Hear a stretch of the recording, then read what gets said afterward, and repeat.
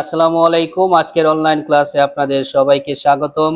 আজকের ক্লাস হচ্ছে lecture number 4 general math SSC, chapter number হচ্ছে 17। আজকের যে টপিক সেটা হচ্ছে সংক্ষিপ্ত পদ্ধতিতে কিভাবে গড় নির্ণয় করতে হয় সেটা আমরা শিখব।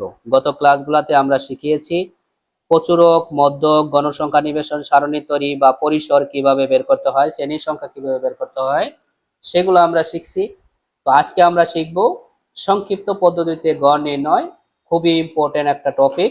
এই টপিক শিখলে অবশ্যই আমাদের সৃজনশীল অথবা সংক্ষিপ্ত প্রশ্নে কি পরীক্ষা আনসার করতে পারবো। তো এখানে দেখেন যে প্রশ্ন নাম্বার 1, নিচে একটি গণসংখ্যা নিবেশন সারণী দেওয়া হলো। এই প্রশ্নটা দেখেন আমাদের আসছিল হচ্ছে 2025 সালে কুমিল্লা বোর্ডে। এমন একটা প্রশ্ন 2025 সাল, তার মানে গত সালে যে এসএসসি পরীক্ষা হয়েছে তাদের যে প্রশ্নটা আসছিল এরকম টাইপের একটা প্রশ্ন ছিল। সেটা হচ্ছে একটা সারণী দেওয়া আছে, এই সারণী থেকে আপনাকে প্রশ্ন করছিল হচ্ছে প্রদত্ত সারণী হতে সংক্ষিপ্ত পদ্ধতিতে গড় নির্ণয় করতে বলছিল। এই যে আপনাকে সংক্ষিপ্ত পদ্ধতি সারণী সংক্ষিপ্ত পদ্ধতিতে গড় নির্ণয় করতে বলছে। 2 নাম্বার ম্যাথটা যেমন একটা অবিচ্ছিন্ন সারণী দেওয়া আছে, এই সারণীর কিন্তু আমরা কিভাবে গণসংখ্যা নিবেশন সারণী তৈরি করতে হয় সেটাও কিন্তু আমরা শিখছি। করার পরে আমরা সংক্ষিপ্ত পদ্ধতিতে গড় নির্ণয় করব। এটা আপনারা বাসা কাজ করবেন, যেহেতু আমি করাইছি আগে। দেখেন এই যে এটা কিন্তু আসছিল ঢাকা বোর্ডে, তার মানে কি আমরা যে শিক্ষা বোর্ডে আছি ঢাকা বোর্ডে এটাতে আসছিল, এবং টেকনিক্যাল শাখাগুলোতেও এই প্রশ্নটা আসে। তো এই টাইপেরই প্রশ্ন আসে। তো এটা আসছিল ঢাকা বোর্ড 25। আর 3 নাম্বারটা একটা সারণী, এটাও দেখেন দিনাজপুর বোর্ড 2024। তো এবং এটার নিচে কিন্তু আনসারও দেওয়া আছে। দেখেন আমি আনসারও লিখে রাখছি যে কত কত আনসার হবে। এই এখান থেকে আমি জাস্ট একটা ম্যাথ আপনাদের আমি করে দিব। এখানে উত্তর দেওয়া আছে, আপনারা ম্যাথ করে উত্তরটা মিলাই নেবেন। যে যদি উত্তর মিলে তাহলে বুঝবেন যে এখানে আপনার ম্যাথটা সমাধান করা হয়েছে। তো এখন আমি সংক্ষিপ্ত পদ্ধতিতে গড় নির্ণয়ের প্রথমে যেটা দরকার সেটা হচ্ছে আমাদের সূত্রটা জানা থাকা দরকার। সূত্র না জানলে তো আমরা ম্যাথ আসলেই করতে পারবো না, কারণ সূত্রের ভ্যালুগুলা যদি আমি না বসাই এবং সূত্রের পরিচয় যদি আমি না জানি তাহলে তো আমি সূত্র বসাইতে পারবো না, ক্যালকুলেশন করতে পারবো না। তো এটার জন্য যে আমাদের সংক্ষিপ্ত পদ্ধতিতে গড় নির্ণয়ের যে সূত্রটা, প্রথমে এই সূত্রটা আমাদের শিখতে হবে। দেখেন সূত্রের দিকে আমি যদি তাকাই তাহলে সূত্রটা ছিল যে সংক্ষিপ্ত পদ্ধতিতে গড় নির্ণয়ের সূত্র, গড় সমান হচ্ছে এক্স বার, এটাকে উচ্চারণ করে x bar equal a plus summation F I UI divided by N গুণন হচ্ছে এইচ। এটা হচ্ছে আমাদের সূত্র। এটা আমাদের সূত্র মুখস্থ রাখবো, সূত্রগুলা মুখস্থ রাখার চেষ্টা করব। যে সংক্ষিপ্ত পদ্ধতিতে গড় সমান, এই গড়টাকে প্রকাশ করা হচ্ছে এক্স বার দিয়ে, যে এক্স বার এটা দিয়ে সংক্ষিপ্ত পদ্ধতিতে গড় প্রকাশ করে। আর গড় সমান সূত্র হচ্ছে এইটুকু, A plus summation F I UI divided by N গুণন হচ্ছে এইচ। তো এগুলার আমরা এখন পরিচয় জানবো, যে সূত্রের চলকগুলোর পরিচয়। যেমন এক্স বার দিয়ে নির্ণয় গড় বোঝায়, এ দিয়ে আমাদের বোঝায় অনুমতি গড় বা আনুমানিক গড়, যা সাধারণত গণসংখ্যা বেশি এমন শ্রেণীর মধ্যবিন্দু ধরা হয়। এটা কিন্তু খুব ইম্পর্টেন্ট, যে এ হচ্ছে আনুমানিক গড় অথবা অনুমিত গড়, যা সাধারণত গণসংখ্যা বেশি এমন শ্রেণীর বিন্দুকে ধরা হয়। এটা যখন আমরা ম্যাথ করব তখন আরো ক্লিয়ার বুঝতে পারবো। তবে এটা আমাদের মুখস্থ রাখতে হবে যে এর মান কোনটা। আমাদের একটা সারণী থেকে এর মানটা আমাদের খুঁজে বের করতে হবে, এর মান কোনটা। এটা যদি আমি খুঁজে না বের করতে পারি তাহলে দেখা যাচ্ছে আমি বাকি যে প্রবলেমটুকু সেটা সমাধান করতে পারবো না। এরপরে হচ্ছে সামেশন এফ আই ইউআই, এটা দ্বারা বোঝায় দাব বিচ্যুতি, ইউআই দ্বারা বোঝায় দাব বিচ্যুতি, এবং গণসংখ্যার এটা বোঝায় হচ্ছে এফ আই, গণসংখ্যা বোঝায় হচ্ছে এফ আই। এবং এই সামেশন এফ আই টোটালটা দিয়েই বোঝায় হচ্ছে দাব বিচ্যুতি গুণন হচ্ছে গণসংখ্যার গুণফলের সমষ্টি। তার মানে কি গুণফল এবং সেটার সমষ্টি, শুধু গুণ করব তা না, এটার আবার সমষ্টিও করতে হবে। মাইনাস মান থাকতে পারে, প্লাস মান থাকতে পারে, সেটার আমাদের এখানে যোগ বিয়োগ করে সেটার সমষ্টি বের করতে হবে। শুধু আমরা গুণ, এই দাব বিচ্যুতি এবং যে আমরা এই গণসংখ্যা গুণ করব শুধু সেইটুকুই নয়, এইটার সাথে আমাদের কি করতে হবে, গুণফলের সমষ্টিও করতে হবে। যখন আমরা ম্যাথ করব তখন আরো ক্লিয়ার বুঝতে পারবেন। এবং এন সংখ্যা, এন দ্বারা বোঝায় মোট গণসংখ্যা, এবং এইচ হচ্ছে শ্রেণী ব্যবধান। এটা আমরা জানি। এখানে দাব বিচ্যুতি ইউআই যা বের করার সূত্র, মানে ইউআই মানটা কেমনে পাবো আমরা, এটা বের করার সূত্র হচ্ছে, আমি লিখে রাখছি, ইউআই সমান xi minus a divided by h. এই xi হচ্ছে আমাদের কি মধ্যবিন্দুকে বোঝায়, যে শ্রেণীতে থাকবো সেই শ্রেণীর মধ্যবিন্দু হচ্ছে xi। আমরা কিভাবে মধ্যবিন্দু বের করতে হয় সেটাও আমরা শিখব। তো এখানে xi হলো শ্রেণীর মধ্যবিন্দু। তো এই ছিল আমাদের মানে সূত্রের পরিচয়। যদি সূত্রের পরিচয় আসে সংক্ষিপ্ত প্রশ্নে, যে সংক্ষিপ্ত পদ্ধতিতে গড় নির্ণয়ের সূত্রটি লিখে এর পরিচয় দাও, তাহলে অবশ্যই আমাকে এই পর্যন্ত লিখতে হবে, এই পর্যন্ত লিখতে হবে। যে সংক্ষিপ্ত পদ্ধতিতে গড় সমান এত, এই গড়টা আমাদের এইভাবে লিখতে হবে। এরপর আমাদের এই সূত্রের টোটাল পরিচয়টা আমাদের এখানে লিখে দিতে হবে। তো আশা করি বুঝতে পেরেছেন। এখন আমরা ম্যাথ সলভ করার জন্য আমার কি কি ধাপ অনুসরণ করতে হবে সেটা আমরা এখন দেখব। দেখেন, এই নোট গড় নির্ণয়ের ধাপ সমূহ, মানে আমরা গড় যে নির্ণয় করব, একটা সারণী দেওয়া থাকবে, অথবা সারণী যদি নাও দেওয়া থাকে, আমরা সারণী কিভাবে তৈরি করতে হয় সেটা কিন্তু আমরা জানি। তো এখানে এই সারণী থাকুক আর সারণী না থাকুক, আমরা সারণী তৈরি করে গড় করব মনে করেন, অথবা সারণী আমরা দেওয়া আছে সেখান থেকে গড় নির্ণয় করব। তো এই সারণী থেকে গড় নির্ণয় করার জন্য আমাদের কি কি ধাপ অনুসরণ করতে হবে? তো এই তিনটা ধাপ আমাদের অনুসরণ করতে হবে।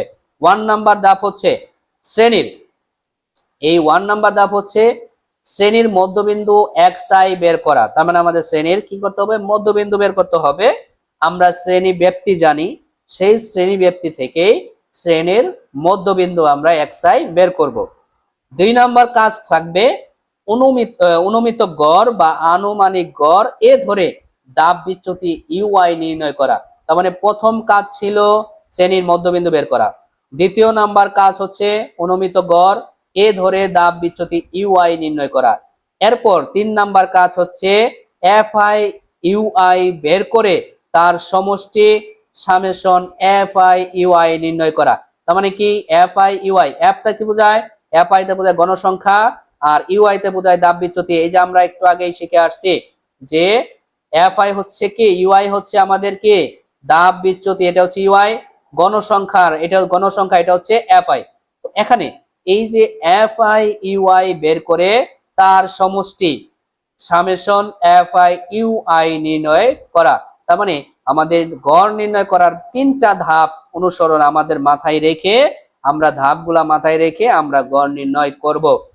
এখন আমরা আজকে যে এখন যে গড় নির্ণয় সূত্রটা আমরা শিখলাম, এতে কারো কোনো প্রবলেম আছে কিনা আমাকে একটু জানাবেন। ঠিক আছে, ধন্যবাদ। এখন আমরা মূল ক্লাসে শুরু করব। এখন পর্যন্ত আমরা সূত্র কিভাবে শিখতে হয় সূত্রটা জানা দরকার ছিল, এবং আমাদের এই গড় নির্ণয় করার জন্য যে ধাপসমূহ আছে সেটা আমরা জেনে নিলাম যে কি কি ধাপ অনুসরণ করে আমাদের এই ম্যাথগুলা করতে হবে।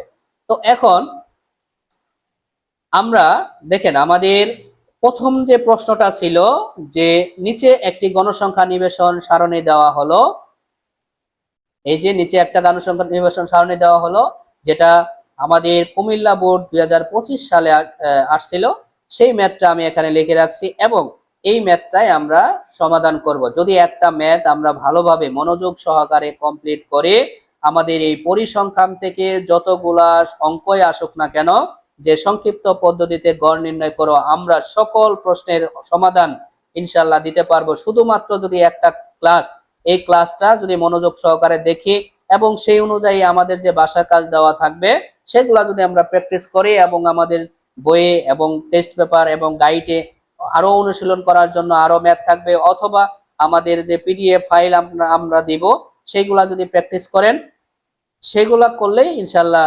সকল কিছু আপনি পরীক্ষায় কমন পাবেন। এবং এটা গড় নির্ণয় করার জন্য অনেকগুলা ক্লাসের কোনো প্রয়োজন নেই, শুধুমাত্র একটা ক্লাসই যথেষ্ট। তো সবাই ধৈর্য সহকারে মনোযোগ সহকারে ক্লাসটা দেখেন। তো দেখেন, আমাদের প্রথম যে সমাধান যে শুরু করব সেটা দেখেন, সমাধান 1 নাম্বার দিয়ে সমাধান দিয়ে আমরা লিখব, সংক্ষিপ্ত পদ্ধতিতে গড় নির্ণয়ের গণসংখ্যা নিবেশন সারণী নিম্নরূপ, অথবা দেওয়া হলো, অথবা এই পর্যন্ত লিখে রাখবেন যে সংক্ষিপ্ত পদ্ধতিতে গড় নির্ণয়ের গণসংখ্যা নিবেশন সারণী। লেখার পরে আমাকে যদি এরকম একটা সারণী দেওয়া থাকে, কি কি দেওয়া আছে? শ্রেণী ব্যাপ্তি দেওয়া আছে এবং আমাদের গণসংখ্যা দেওয়া আছে। তো এই দুইটা আমাদের দেওয়াই আছে, আমরা এই দুইটা আগে লিখে নিব। দেখেন এই যে আমরা প্রশ্ন দেখে দেখে লিখে নিব কি কি দেওয়া আছে। যে সমাধানে সংক্ষিপ্ত পদ্ধতিতে গণ নির্ণয়, গণসংখ্যা নির্বাচন সারণী, সারণী এই শ্রেণী ব্যাপ্তিটুকু আমাদের দেওয়া আছে এবং এই গণসংখ্যাটুকু আমাদের দেওয়া আছে। আমরা কিন্তু দাপে শিখে আসছিলাম, আমাদের প্রথমে কি করতে হবে, এই শ্রেণী মধ্যমান বের করতে হবে, এরপরে দাব বিচ্যুতি বের করতে হবে, এরপরে 3 নাম্বার গণসংখ্যা এবং দাব বিচ্যুতি গুণ করতে হবে। এটা আমরা শিখে আসছিলাম। তো এখন আমাদের এই শ্রেণী ব্যাপ্তি এবং এই গণসংখ্যা এই দুটা কিন্তু কোথায় দেওয়া আছে, আমাদের এই প্রশ্নেই দেওয়া থাকবে। আপনার আবার এই প্রশ্ন কিন্তু খাতায় খোলার দরকার নাই, এই প্রশ্নটা আপনার প্রশ্ন দেওয়াই থাকবে হচ্ছে পরীক্ষায়। এই ওই প্রশ্ন যখন দেওয়াই থাকবে, এটা দেখে দেখে আপনি কি করবেন, সমাধান করবেন। এইটুকু থেকে যে প্রশ্নের সমাধান এখান থেকে আপনি লেখা শুরু করবেন। এইভাবেই আপনি গড় কাটবেন, এইভাবে আপনি এই যে উপরে যতগুলা লেখা লাগে এগুলা লিখতে হবে। আমাদের গড় নির্ণয় করার জন্য কিন্তু এই যে শ্রেণী ব্যাপ্তি, মধ্যমান, গণসংখ্যা, দাব বিচ্যুতি, গণসংখ্যা গুণন দাব বিচ্যুতি, এইটুকু আমাদের বাংলাটুকু লিখে নিতে হবে, এইগুলার মানে আমাদের বের করতে হবে। তো এখন স্যার আমরা এখন কিভাবে এই মানগুলা বের করতে পারি? তো দেখেন আমাদের শ্রেণী ব্যাপ্তি যা ছিল প্রশ্নে সেটা লিখে নিয়েছি এবং গণসংখ্যা যা ছিল সেটা লিখে নিয়েছি। এখন আমরা মধ্যমান বের করব। তো মধ্যমান বের করার জন্য আমাদের কি করতে হবে? তো মধ্যমান বের করার রুলস হচ্ছে, আমাদের শ্রেণীর এই যে যে আমাদের শ্রেণী ব্যাপ্তি আছে, আমরা যখন এই ঘরের মধ্যমান বের করব, তখন এই যে এই ঘরের যে শ্রেণী ব্যাপ্তিটা আছে, শ্রেণী ব্যাপ্তি কত, 21 থেকে 30 আছে, এই 21 থেকে 30 এই দুইটা যোগ করব, মানে এই যে 21 হচ্ছে নিম্ন সীমা আর 30 হচ্ছে ঊর্ধ্ব সীমা। এই ঘরের শ্রেণী ব্যাপ্তিটা যে আছে 21 থেকে 30, 21 হচ্ছে আমাদের কি নিম্ন সীমা আর 30 হচ্ছে আমাদের উচ্চ সীমা বা ঊর্ধ্ব সীমা। এই দুইটা আমি কি করব, যোগ করব, যোগ করে 2 দিয়ে ভাগ করব। প্রত্যেকটা ক্ষেত্রে সেম। দেখেন 21 এবং যোগ করব হচ্ছে 30, যোগ করলে হবে হচ্ছে কত, 51, মানে 51 হবে। এটাকে আমি ভাগ করব 2 দিয়ে, তো 2 দিয়ে ভাগ করলে হবে 25.5, মানে 25 দশমিক হবে 5। তাহলে আমি এখানে লিখবো 25.5। আশা করি এটা বুঝতে পারছেন। কি করব, শ্রেণী ব্যাপ্তি দুইটা আমি কি করব, যোগ করব। শ্রেণী ব্যাপ্তি দুইটা 21, এই যে শ্রেণী ব্যাপ্তি নিম্ন সীমা এবং উচ্চ সীমা দুইটা যোগ করব, 2 দিয়ে ভাগ করব। 2 দিয়ে ভাগ করলে আমাদের কি আসবে, এই যে 25.5 চলে আসলো। আশা করি বুঝতে পারছেন। এইভাবে প্রত্যেকটাই, যেমন 31 থেকে 40, 31 যোগ করব আমরা 40, তো যোগ করলে হয় 71। তো এই 71 কে 2 দিয়ে ভাগ করব আমরা, 2 দিয়ে ভাগ করলে কত আসবে, 35.5, 35.5 আসবে। তবে এখন দেখেন আমি একটা শর্টকাট আপনাকে শিখাই দিব কি করবেন, যে প্রত্যেকটাই কি বের করার দরকার আছে কিনা। আপনাদের এই প্রত্যেকটাই যোগ করে বের করলে অনেকটুকু সময় যাবে। আপনি সময়টাকে সেভ করার জন্য আমি একটা শর্ট টেকনিক বা নিনজা টেকনিক যেটাকে বলে, এটা আমি আপনাকে দেখিয়ে দিচ্ছি। দেখেন 21 থেকে 30 এর ব্যবধান কত। 21 থেকে 30 আমরা শ্রেণী ব্যবধান হচ্ছে 10, আমরা শিখছি কেন শ্রেণী ব্যবধান 10, কারণ 21 সহ হিসাব করলে 30 পর্যন্ত যেতে আমাদের আঙ্গুল শেষ হয় 10টা, কাউন্ট শেষ হয় 10টা, এই কারণে আমাদের শ্রেণী ব্যবধান কত, 10। তাহলে প্রথমটা যখন আমি বের করব, বের করছি কত, 25.5। এরপরে পরের গুলা যেহেতু শ্রেণী ব্যাপ্তি 10, 10 করে যোগ করে দিবেন। যদি শ্রেণী ব্যাপ্তি 5 হয় 5 করে যোগ করে দিবেন, শ্রেণী ব্যাপ্তি 6 হলে 6 করে যোগ করবেন। দেখেন 25.5 ছিল, 10 যোগ করলে কত হয়েছে, 35.5। তার মানে এরপরে যখন আমরা করব, দেখেন এই দুইটা যোগ করলে আমাদের, দেখেন এই যে 41 এবং 50 যদি আমরা যোগ করি 91 হবে। 91 কে 2 দিয়ে যদি আমি ভাগ করি তাহলে হবে 45.5। তাহলে হিসাবে কি একই হলো, যে 25.5, তারপরে 10 বাড়ছে 35.5, এরপরে আবার 10 বাড়ছে কত বাড়বে, 45.5, এরপরে আবার 10 বাড়লে হবে কত, 55.5, এরপরে 10 বাড়লে হবে 65.5। এটি কিভাবে হইলো? এটা হইলো স্যার, আমরা জানি যে এখানে আমাদের শ্রেণী ব্যাপ্তি যখন শ্রেণী মধ্যমান বের করব, তখন আমাদের এই শ্রেণী ব্যাপ্তির ঊর্ধ্ব সীমা এবং নিম্ন সীমা যোগ করে 2 দিয়ে ভাগ করব, এবং এইভাবে আমি ভাগ করে প্রত্যেকটাও লিখতে পারি। অথবা আমি কি করতে পারি, যে আমরা প্রথমটা বের করার পর আমরা দেখব স্যার এখানে কি ব্যবধান কত। যদি ব্যবধান 10 হয়, আমি প্রত্যেকটার সাথে 10 যোগ করে লিখবো। এই যে লিখলাম 25.5, যেহেতু আমাদের এখানে শ্রেণী ব্যবধান 10, সেক্ষেত্রে আমি এখানে 25.5 এর সাথে 10 যোগ করলে 35.5, তারপরে 10 যোগ করলে 45.5, এরপরে 10 যোগ করলে 55.5 এবং 10 যোগ করলে 65.5। আমরা যদি 61 আর 70 কে যোগ করে 2 দিয়ে ভাগ করে তবু আমাদের কি ফলাফল আসবে? 65.5। সেক্ষেত্রে আমরা সহজেই এইভাবেও করতে পারি। আমাদের শ্রেণীব্যাপ্তি যা ব্যবধান যা হবে সেটা আমরা পরবর্তী যখন শ্রেণী মধ্যমান লিখব সেই বর্তমান শ্রেণী মধ্যমান কি সাথে আমরা ওই শ্রেণী ব্যবধানটা যোগ করে দিব, তাহলে পরবর্তী আমি কি পাবো? এই শ্রেণী মধ্যমান পাবো। তো এখন গণসংখ্যা আমরা তো প্রশ্নে দেওয়াই থাকবে। যদি প্রশ্ন না দেওয়া থাকে, অবিচ্ছিন্ন একটা শ্রেণীব্যাপ্তি দেওয়া থাকে বা চলক দেওয়া থাকে, তখন আমরা গণসংখ্যা নিবেশন সারণী কিভাবে তৈরি করতে হয় সেটা আমরা শিখছি। শেখার পরে তখন আমরা কিন্তু ট্যালি বের করার পরে গণসংখ্যা পেয়ে যাব। তারপরে আমরা গণ নির্ণয় সারণী তৈরি করব। এখন দেখুন আমাদের ধাপ বিচ্যুতি আমরা কিভাবে বের করব। তো ধাপ বিচ্যুতি বের করার জন্য আমাদের প্রথমে আমরা যে একটা টপিক শিখছিলাম, একটা কথা বলছিলাম যে আপনাকে এটা মাথায় রাখতেই হবে। কোন কথাটা একটু খেয়াল করেন। সেই কথাটা হচ্ছে এই যে অনুমিত গড় বা আনুমানিক গড় কোনটা ধরবো সেটা ধরার জন্য আমি এখানে একটা নোট দিছিলাম, দেখেন এখানে লিখে রাখছি, যা সাধারণত গণসংখ্যা বেশি এমন শ্রেণীর মধ্যবিন্দু ধরা হয়। এই যে এ মানটা কোথায় পাবো? আমাদের যে সূত্রে আমাদের এ এখন দরকার, দেখেন তো সূত্রের এ দরকার, এই যে এ আছে এই মানটা এ দরকার। এ আমি কোথায় পাবো? এ ধরার জন্য আমি এখানে দেখছি এ সমান অনুমিত গড় যা সাধারণত গণসংখ্যা বেশি এমন শ্রেণীর মধ্যবিন্দু ধরা হয়। কার গণসংখ্যা যেটাতে বেশি সেটাকে খুঁজে বের করি, সেটার শ্রেণী মধ্যবিন্দু কত। দেখেন তো এখানে আমাদের যে এই যে গণসংখ্যা আছে কত? 8 আছে, 12 আছে, 15 আছে, 18 আছে এবং কি আছে? 7 আছে। এর মধ্যে আমাদের গণসংখ্যা সবচেয়ে বেশি কোনটা? এই যে 18 সবচেয়ে বেশি। দেখেন তো 8, 12 এবং 15 এবং 18 এর মধ্যে সবচেয়ে গণসংখ্যা বেশি আছে কোনটা? 18। তো 18টাই তো, এই 18-র যে মধ্যবিন্দু আছে এটাই হচ্ছে আমাদের কি? এ। তাহলে আমরা এ পাইলাম, এটা হচ্ছে আমাদের এ। আমরা এটা পেয়ে গেছি স্যার। তাহলে আমরা পাইলাম কি কারণে? আমরা শিখছি স্যার যে আমাদের যেটাতে গণসংখ্যা সবচেয়ে বেশি সেই শ্রেণীর মধ্যবিন্দু হচ্ছে স্যার অনুমিত গড় এবং এর মান। তাহলে আমাদের সবচেয়ে শ্রেণীব্যাপ্তি গণসংখ্যা বেশি হচ্ছে 18, তাহলে এটার শ্রেণী মধ্যমান হচ্ছে 55.5। তার মানে স্যার আমরা এর মান পাইলাম 55.5।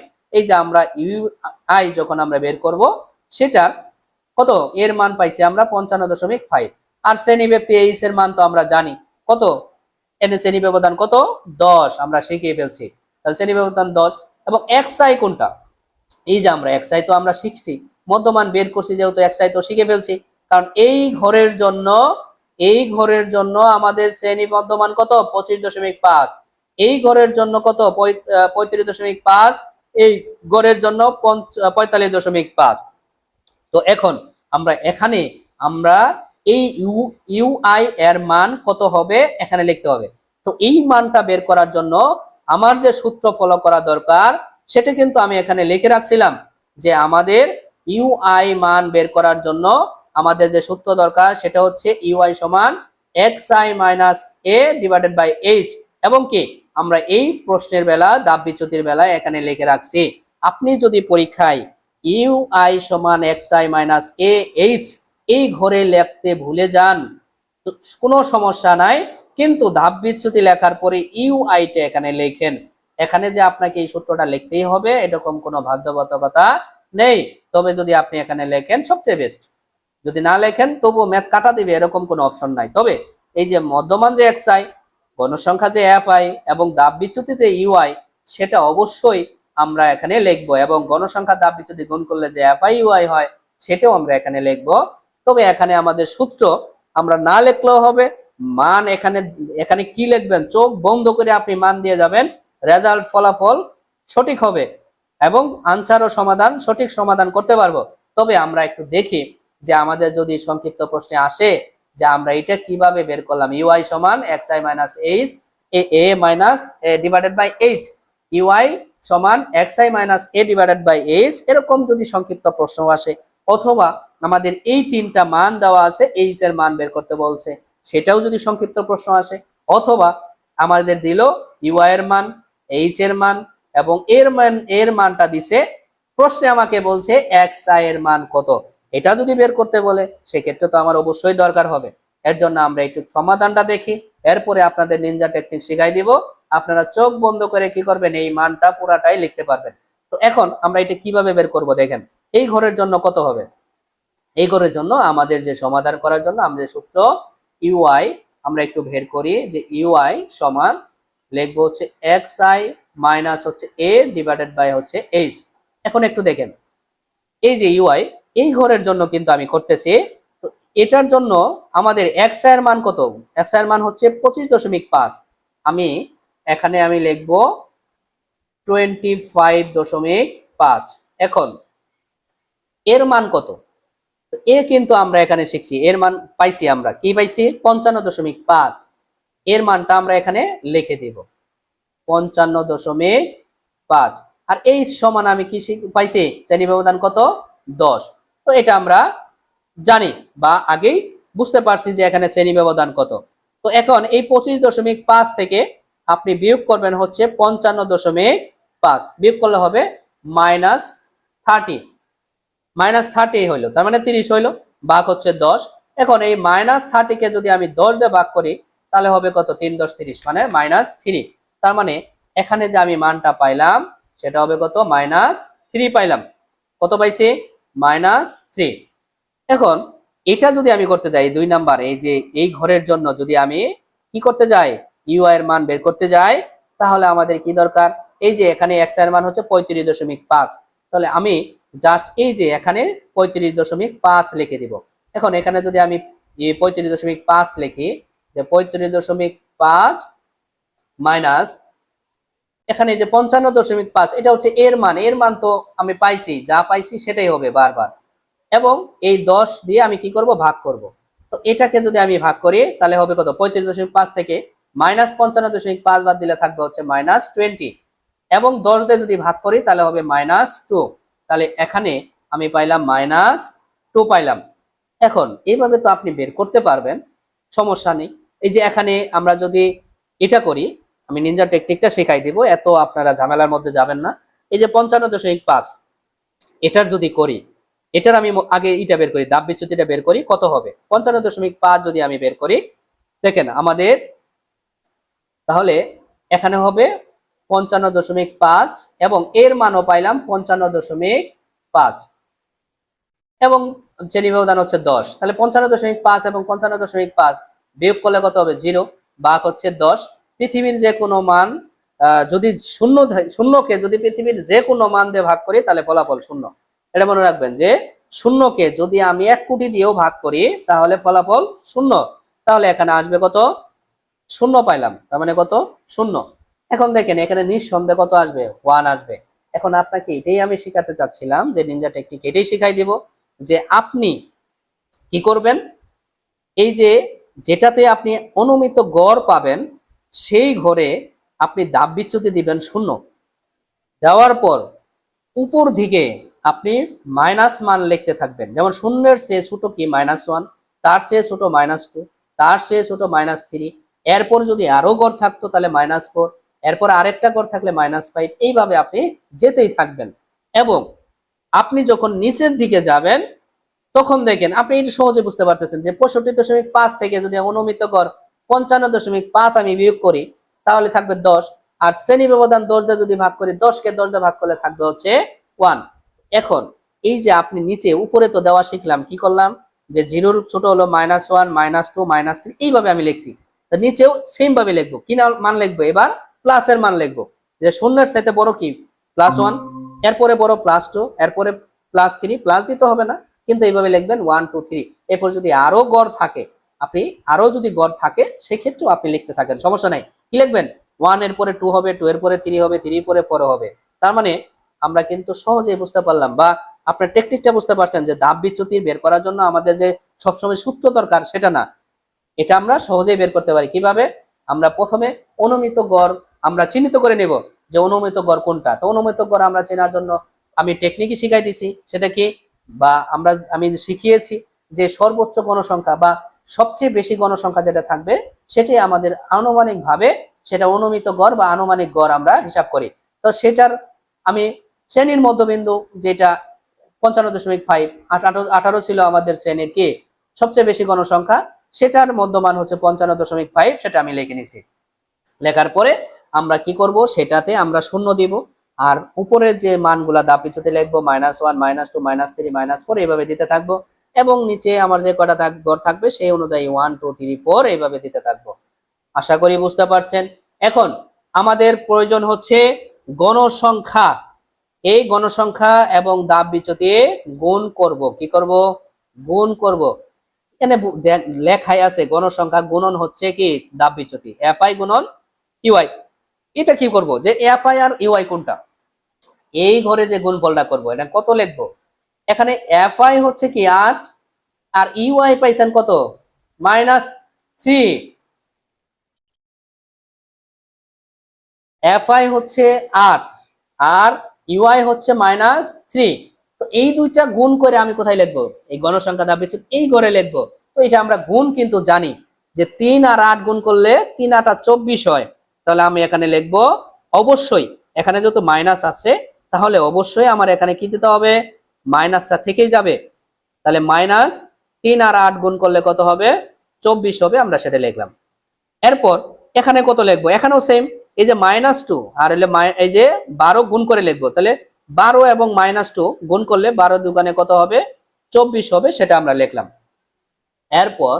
এরপরে দেখেন এই যে 15 এবং -1, 15 এবং 1 যদি আমি গুণ করি তাহলে হবে -15, এবং এই 18 এবং 0 যদি গুণ করি, আমি কিন্তু গত ক্লাসেও বলছিলাম যে শূন্যর সাথে যদি পৃথিবীর যে কোনো মানকে যদি আমি গুণ করি তাহলে ফলাফল 0। তাহলে 18 এবং 0 যদি গুণ করি তাহলে আসবে কত? 0, মানে 0 আসবে। এবং 7 এবং 1 গুণ করলে হবে কত? 7, 7, ওকে 7, কারণ 1 এর সাথে পৃথিবীর যে কোনো মান গুণ করলে সেটাই হয়। 7 এর সাথে যেহেতু 1 গুণ করতেছি তাহলে 7ই এখানে ফলাফলটা হবে। এখন আমাদের মোটামুটি ভাবে ঘরের কাজ শেষ। এখন আমাদের যেটা করতে হবে, আমি আপনাদের বলছিলাম যে এই গণসংখ্যা ধাপ বিচ্যুতি, আমি এখানে একটা কথা লিখছিলাম, আমাদের যে সূত্রের সময় যেটা দরকার সামেশন এফ আই, তারপরে হচ্ছে ইউ আই, এফআই ইউ এর আই, এফআই ইউআই এর মানটা দরকার, সামেশন এফআই ইউআই এর মানটা দরকার। সামেশনটা দিবেন আমরা মানে আমরা এই যে ডব্লিউ যে লিখি এই ডব্লিউটা একটু বাঁকা করে দিবেন, এইভাবে দিবেন, তাহলেই হয়ে যাবে সামেশন লেখা। তো সামেশন এফআই ইউআই।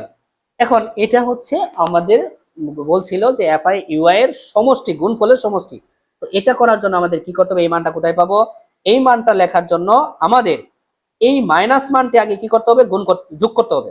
এই যে মাইনাস মান কত? -24, -24, এরপর হচ্ছে 15।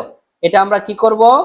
এই যে -24, -24 এবং আমার এই যে -24 এবং হচ্ছে -15, এগুলো আমাদের কি করতে হবে? যোগ করব, মাইনাস গুলা যোগ করব। তারপরে হচ্ছে প্লাস, যেহেতু একটাই আছে, যদি প্লাসের আরো মান থাকতো তাহলে আমরা কি করতাম? প্লাসটা যোগ করতাম। যেহেতু আমাদের আর প্লাসের অন্য কোনো মান নাই, সেক্ষেত্রে আমরা কি করব? অন্য কিছু করার দরকার নাই, আমরা শুধু মাইনাসটি যোগ করব। করার পর আমরা এই প্লাসের মান 7 যা আছে সেটা আমরা কি করব? বিয়োগ করে দিব। তো এখন দেখেন, যদি আমরা মাইনাসের মানটি যোগ করতে যাই তাহলে কত হচ্ছে? হিসাব করেন, -24 আর -24, তাহলে মাইনাস কত হয়? 48 হয়। 48 এবং 15 যদি আমরা যোগ করি তাহলে কত হচ্ছে? 63 হচ্ছে। তার মানে আমরা এই মাইনাস এখানে যোগ করার পর যে স্যার -24, -24 এবং -15, এই দুইটা তিনটা যোগ করলে হচ্ছে কত? -63 হচ্ছে। অবশ্যই তো মাইনাস মান যোগ করছেন, সেক্ষেত্রে মাইনাস তো আর বাদ দিতে পারবেন না, তাহলে মাইনাসটাই হবে। তারপরে 24, 24 আর 15 যোগ করলে হবে কত? 63। এরপরে এই যে প্লাসের মানটা যোগ করবেন, প্লাস আছে একটা মাত্র, যদি প্লাস আরো মান থাকতো তাহলে সবগুলো যোগ করতাম, করে আমি এখানে লিখতাম প্লাস সেই মান। যেহেতু আমি একটা আছে 7, তাহলে আমি এখানে 7 দিব। দেওয়ার পর এখানে আমি বিয়োগ করব, যেমন 63 আমরা জানি যদি দুইটা মানের সামনে বিপরীত ধর্মী কোনো চিহ্ন থাকে তাহলে সেগুলা কি করতে হয়, বিয়োগ করতে হয়, এবং বিয়োগ করার পর বড় সংখ্যার আগে যে চিহ্ন থাকে সেই চিহ্নই বসে। তাহলে 63 থেকে যদি আমরা 7 বিয়োগ করি তাহলে কত হবে, 63 7 বিয়োগ করলে হবে 56, মানে 56। এখন যেহেতু সামনে মাইনাস আছে, বড় সংখ্যার আগে কি আছে, 63 আর 7 মধ্যে বড় সংখ্যা মাইনাস আছে বড় সংখ্যার সামনে, তাহলে আমি এখানে কি দিব, মাইনাস দিব। তাহলে এখানে সামেশন fi ui এর মান পাইছি কত, -56। তাহলে আমি এখানে লিখে দিব যে সামেশন fi u এর মান হচ্ছে -56, আমরা পেয়ে গেলাম। এবং আমরা এখন এই যে গণসংখ্যা, আমাদের n এর মানটাও কিন্তু দরকার, তো আমরা এখানে লিখবো n সমান কত পাচ্ছি দেখেন তো, আপনারা যোগ করেন, দেখেন যে 8, এই যে আপনি যোগ করবেন, টোটালি যোগ করেন, এই যে 8 পুরা যোগ করেন, 8 আর 12 হচ্ছে কত, 20, 20 আর 15 হচ্ছে কত, 35, 35 আর 18 যোগ করলে কত হবে, 53, 53 আর 7 যোগ করলে কত হবে, 60 হবে। হিসাবটা করেন দেখেন, এই যে 8 আর 12 20, 20 আর 15 কত, 35, 35 আর 18 যোগ করলে কত হবে, ক্যালকুলেটর যোগ করবেন, 53, 53 আর 7 যোগ করলে কত হবে, 60 হবে। তাহলে আমি n এর মানটা পাইলাম এখানে কত, 60 পাইলাম। আমরা এখানে এটা লিখে নিব, n এর মান 60। লেখার পর আমরা h এর মানও জানি এবং a এর মানটাও কিন্তু এখানে জানি। তো এখানে আমাদের সুবিধার্থে এখানে আমরা লিখে নিব যে এখানে a সমান কত পাইছেন, 55.5, 55.5, এবং n সমান আমরা পাইলাম হচ্ছে 60, এবং সামেশন fi ui সমান আমরা পাইছি -56, এবং আমাদের কি দরকার, h আর মান দরকার, h হচ্ছে শ্রেণী ব্যবধান কত পাইছি, 10। এটা কিন্তু আমরা অঙ্ক করার সময় বুঝতে পারলাম। এরপর আমরা লিখব যে গড় সমান সূত্র কিন্তু আমরা শিখে আসছি, গড় কি দাঁড়ায়, x বার, এই যে x লিখবো, এর উপরে মাথার উপরে একটা দাগ দিব, এটা হচ্ছে x bar equal a plus, গড় নির্ণয় সূত্র কিন্তু আমরা লিখে ফেললাম যে a plus summation fi ui divided by n গুণন হচ্ছে কত, h। দেখছেন লিখে ফেলছি কিন্তু, যে সামেশন a প্লাস, দেখেন x বার সমান গড় a plus summation fi ui divided by n গুণন হচ্ছে h। এখন আমরা মানগুলা লিখে দিব, দেখেন তো এর মান কত পাইছেন, 55.5 পাইছেন। তাহলে আমরা লিখবো 55.5 প্লাস, তারপরে এইভাবে দাগ দিবেন, এই যে দাগটাই দিলাম, দেওয়ার পরে সামেশন fi ui কত পাইছেন, এই যে -56 পাইছেন, তাহলে এখানে আমি দিব -56। এরপর n মান কত পাইছেন, n পাইছেন হচ্ছে 60, এই যে 60 দিব, গুণন h এর মান কত পাইছি, h হচ্ছে শ্রেণী ব্যবধান 10। তো মান লেখা শেষ, ভ্যালুগুলার মান লিখে দিলাম। দেখেন 55.5 যে অবস্থায় আছে সে অবস্থায় রাখবো। আমরা জানি গুণের কাজ আগে করতে হয়, পরে ভাগের কাজ করতে হয়, অথবা আগে ভাগের কাজ করব, তারপরে গুণের কাজ করব, তারপরে যোগের কাজ, পরে বিয়োগের কাজ। এখন যেভাবে করব, আগে আমরা গুণ করব, তারপরে ভাগ করব। দেখেন মাইনাস এবং প্লাস, এই যে মাইনাস আছে এখানে, মাইনাস এই প্লাস, এই মাইনাসটা এই প্লাসের সাথে গুণ করলে আমরা জানি মাইনাসে মাইনাসে হচ্ছে কি, মাইনাসে আমরা জানি বীজগণিতের ম্যাথ যখন করছি, মাইনাস মাইনাসে প্লাস, মাইনাস প্লাসে হচ্ছে মাইনাস, তারপরে প্লাস মাইনাসে হচ্ছে মাইনাস, এরপর প্লাসে হচ্ছে প্লাস, এটা কিন্তু আমরা জানি। তো এখানে আমরা কোনটা পাচ্ছি, যে প্লাস এবং মাইনাস, এই যে প্লাস এবং মাইনাস গুণ করলে কি হবে, মাইনাস হবে, তাই না? তাহলে আমরা এখানে কি দিব, মাইনাস দিব। এরপর এই যে 56 এবং 10, এই 10 এর সাথে 56 গুণ বোঝাচ্ছে, কারণ 10 এর একটা উপরের সংখ্যা, 10 একটা উপরের সংখ্যা, নিচে আমাদের হর কি আছে, 1 আছে। তো 10 যেহেতু লবে আছে, তাহলে 10 এবং 56 যদি আমরা গুণ করি তাহলে আমাদের যে ফলাফল আসবে সেটা হচ্ছে 560, মানে 560 আসবে। এখন ডিভাইডেড বাই হচ্ছে কত, 60। তো এই 60 যে অবস্থায় আছে সেই অবস্থায় লিখে দিলাম। এরপরে দেখেন 55.5 মাইনাস এই 560 কে আমাদের ভাগ করতে হবে কত দিয়ে, 60 দিয়ে ভাগ করতে হবে। এখন আমরা যদি 60 দিয়ে ভাগ করি তাহলে আসবে হচ্ছে 9.33 এরকম আসতেই থাকে। তো আমরা দুইটা মান লিখবো, 9.33 লিখবো। লেখার পরে এই 55.5 থেকে 55.5 থেকে আমরা বিয়োগ করব কত? 9.33 বিয়োগ করব। 9.33 যদি আমরা বিয়োগ করি তাহলে ফলাফল চলে আসছে 46.17। দেখেন 46.17, এটাই হচ্ছে আমাদের গড়। তো আমাদের কিন্তু ফলাফল আমরা পেয়ে গেলাম। তাহলে আমরা এখানে লিখব নির্ণয় গড় সমান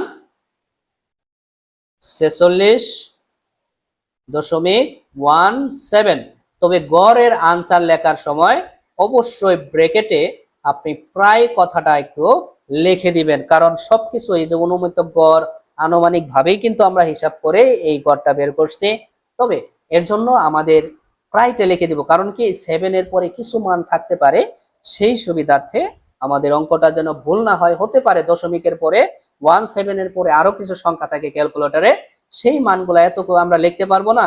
তো সেক্ষেত্রে আমরা যেহেতু দশমিকের পরে 17 লিখছি, আমার 17ই আসছে, এই জন্য আমরা মানে এই যে মধ্যক প্রচুরক আমরা শিখছি, আমাদের আনসারের লেখার পর আমাদের কিন্তু প্রায় লিখতে হয় নাই। তবে আমরা গড় লেখার সময় অবশ্যই আমরা এখানে মনে করে আমরা প্রায়টা লিখে দিব যে নির্ণয় গড় এত, তারপরে আমরা প্রায় লিখে দিব। আশা করি সকলেই বুঝতে পারছেন আজকের ক্লাসটা। তো কারো কোথাও প্রবলেম থাকলে অবশ্যই রেকর্ড ক্লাসটা ইউটিউবে আপলোড করা হবে, সেখান থেকে আপনারা সকলে দেখে নেবেন, তারপর কমেন্ট করবেন, অথবা এবং আপনাদের হোয়াটসঅ্যাপ নাম্বার তো অবশ্যই গ্রুপ আছে, সেখানে প্রশ্ন করতে পারেন, অথবা পার্সোনালি প্রশ্ন করবেন যে কোথায় বুঝেন নাই।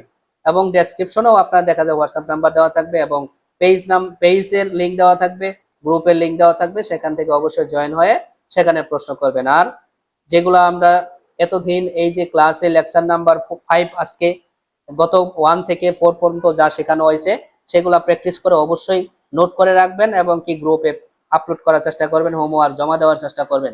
তবে আজকের যে হোমওয়ার্ক যে থাকবে সেটা হচ্ছে যে আমাদের প্রথমেই লিখে রাখছিলাম, দেখেন এই যে আমাদের এটার পিডিএফ ফাইল অবশ্যই আমি আপনাদের দিয়ে দিব, আপনারা সেখান থেকে সংগ্রহ করে আপনারা এই বাসা কাজগুলা করবেন।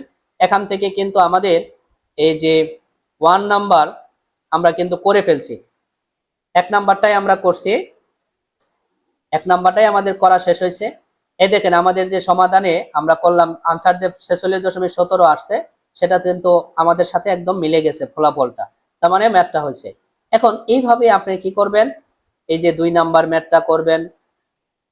এখন আমি তো 2 নাম্বার এইভাবে এখন শেখাইলাম না, অবিচ্ছিন্ন উপাত্ত দেওয়া আছে, কিভাবে করব স্যার? তো আমি কিন্তু এটা শিখাইছি যে কিভাবে একটা অবিচ্ছিন্ন চলক থেকে গণসংখ্যা নিবেশন সারণী তৈরি করতে হয়। এখান থেকে ক্রমযুক্ত গণসংখ্যা বের করা শিখাইছি, মধ্যক এবং প্রচুরক বের করাও শিখাইছি।